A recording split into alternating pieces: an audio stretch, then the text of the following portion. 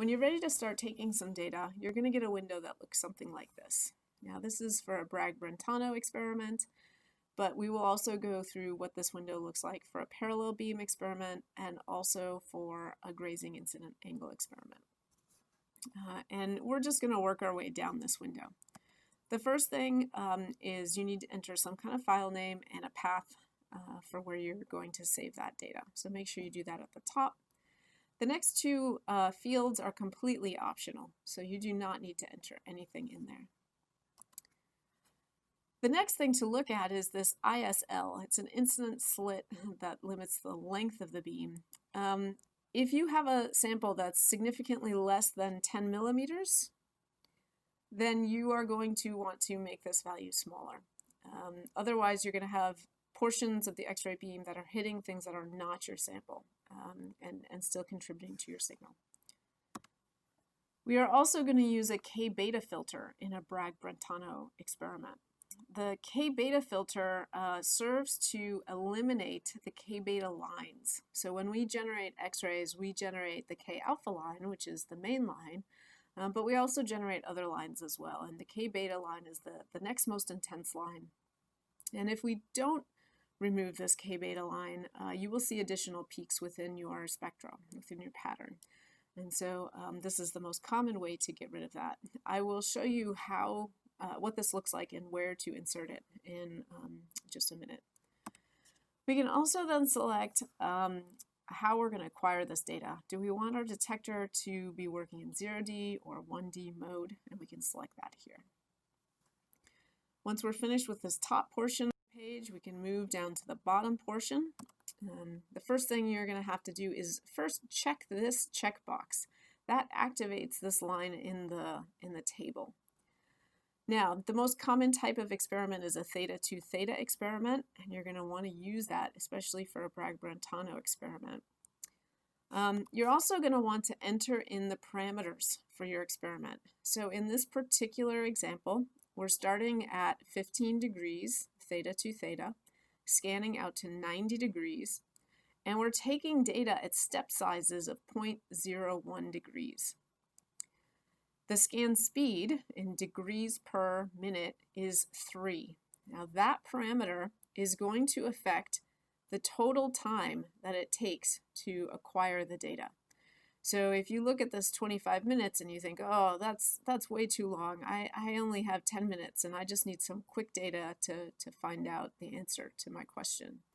If that's the case, you may want to make this a little bit higher, the scan speed higher, which should reduce the total time to take your data. Then we have 3 slits at the end, IS, RS1, and RS2. That's an incident slit and 2 receiving slits. I will show you later some common parameters for different experimental geometries and where you can find that information. So hold on to your questions about that for just a minute. And then in Bragg-Brentano geometry, you have to go all the way out to the end and take a look at these last 2 fields. It's really pretty important. So these relate to the X-ray tube voltage and current. If you remember, we initially warmed these up to 40 kilovolts and 44 milliamps. For some reason, the default setting here is 40-30. So if you do not change this 30 to a 44, then it will ramp the X-ray power down before acquiring your data. You do not want to do that. So make sure that you go all the way to the end of this row, and if you see these fields, you need to make sure that you enter this as 40-44. Otherwise, you will not get as many counts, as much signal. Now, the final thing that I typically do, it's not crucial, but I like to do it, is before I execute this, I like to click this checkbox at the bottom, so that the 4 axes are going to come back to their 0 positions when the measurement is complete. And then when you're ready, you can go ahead and press execute, and it will start the experiment. Now I mentioned a K-beta filter for Bragg-Brentano geometry, and I want to show you where you can find that and where you're going to insert it into the instrument. There's a little cart in between the desk that has the computer and the instrument, and on that cart is this little plastic container.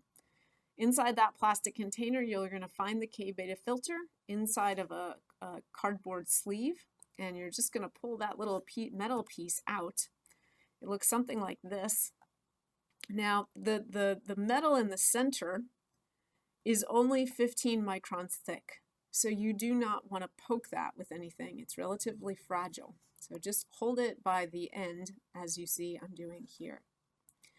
Now that piece is going to insert into the instrument right here, and I'm going to blow that up for you so you can get a closer look. In this case, the K-beta filter is already inserted, and it slides straight in, and you can pull it straight out. Now, some of these components, when you insert them, the ones that slide in and out, will sometimes, if you slide them in the wrong position, they will sometimes feel very loose and wobbly.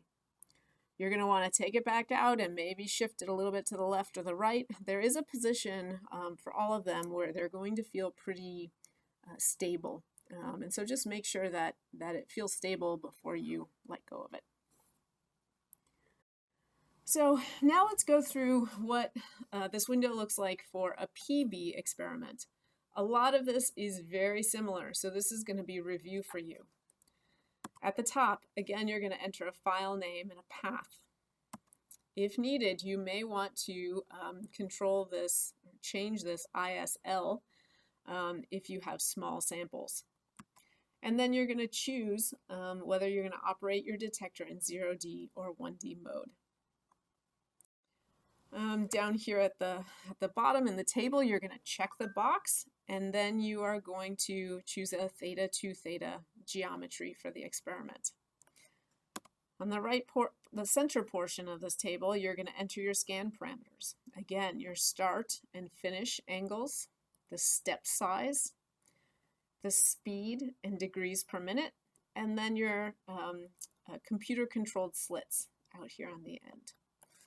Again, I usually check this checkbox right before I go ahead and press execute. Now, the grazing incident angle experiment is slightly different, and so I want to talk a little bit about that and where it is different. The top portion is very similar. You are going to have to choose 0D mode for this experiment. And then down within this table, there are a couple of changes you're going to make. This experimental geometry, or the scan axis, is now going to be 2 theta. In this case, we are only moving the detector, and our source is going to stay at a fixed position. You're going to enter these parameters. Again, I'll show you where you can find some reference information on what to set these values, these slit values at. And then, this is another thing that's a little bit different.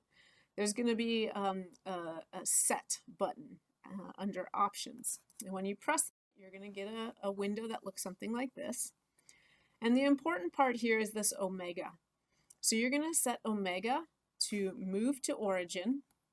And then in this origin box, you are going to input the grazing angle for the X-ray beam. In this particular example, we're using a 0.5 degree incident angle. And it's pretty common to use anything between 0.5 and 1 degree, something in that ballpark. And so you need to fill out this section before you hit the close button. And then again, when you come back to this software, you're going to check this box and then press the execute button. Now, I told you that there's some reference tables for information on how to set some of these slits. And so on the table, on the desk where the computer is, there should be a binder with lots of useful information. One of the first pages in that binder is a table that looks like this. Now, the top of the table has different experimental geometries, and you'll notice the first 3 are the 3 types of experiments we've just talked about. Down on the left-hand side are the different ways we can operate our detector, 0D, 1D, or 2D mode.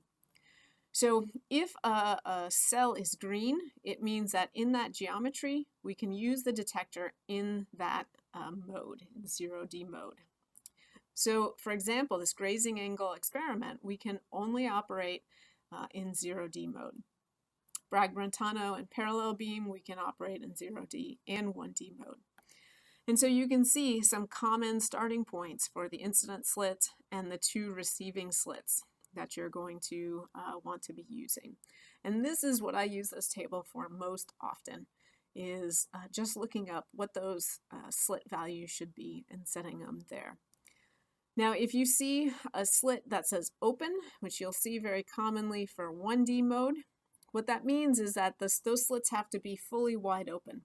And I don't remember off the top of my head what open is for both of these slits. So typically what I do is in these fields, I'll type in 100, and I know 100 is larger than the maximum value, and so it then will default to the maximum value. Now, once you are done collecting your data, you're going to have to shut down.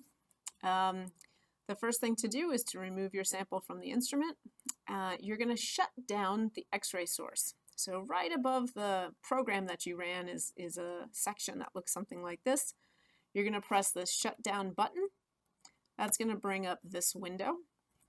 I always just double check that what it's going to do is set to minimum, and then you press this execute button.